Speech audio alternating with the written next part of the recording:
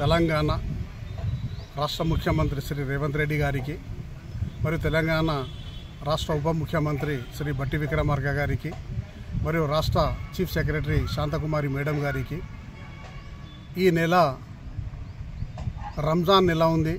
మనకు ముస్లిం సోదరులందరూ చాలా బట్టలు అవి కొనుక్కోవడానికి వారి కుటుంబాల మీద చాలా ఆర్థిక భారం ఉంది. కనుక దయచేసి జీతాలు ఈ నెల 28వ తేదీ లోపల ఇవ్వడానికి ప్రయత్నం చేయాలని కోరుతున్నాను. అలాగనే ఉగాది కూడా ఉంది మా హిందూ సోదరులది. కనుక అందరికీ కలిపి ఈ నెల 28వ తారీఖు లోపు ప్రభుత్వ ఉద్యోగులకు, ఉపాధ్యాయులకు, పెన్షనర్లకు, కార్మికులకు అందరికీ జీతాలు ఇచ్చినట్టయితే బాగుంటుంది. ఎందుకంటే అందరూ ప్రశాంత వాతావరణంలో అందరూ సుఖ సంతోషాలతో పండుగలు కూడా జరుపుకోవడానికి అవకాశం ఉంది. దయచేసి 28వ తారీఖు లోపే మా ప్రభుత్వ ఉద్యోగులకు జీతాలు ఇవ్వాలని నేను మొహమ్మద్ ముజాహిద్ హుసేన్ తెలంగాణ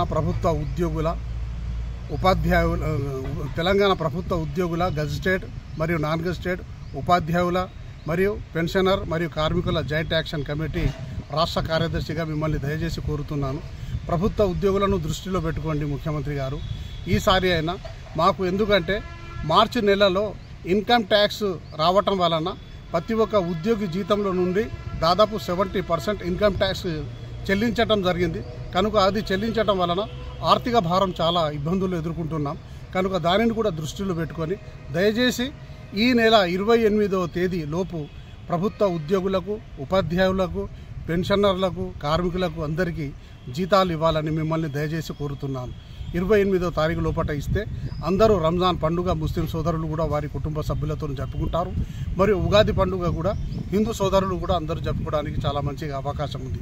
దయచేసి ఈ నెల 28వ తేదీ లోపే జీతాలు చెల్లించడానికి కృషి చేయండి. నమస్తే.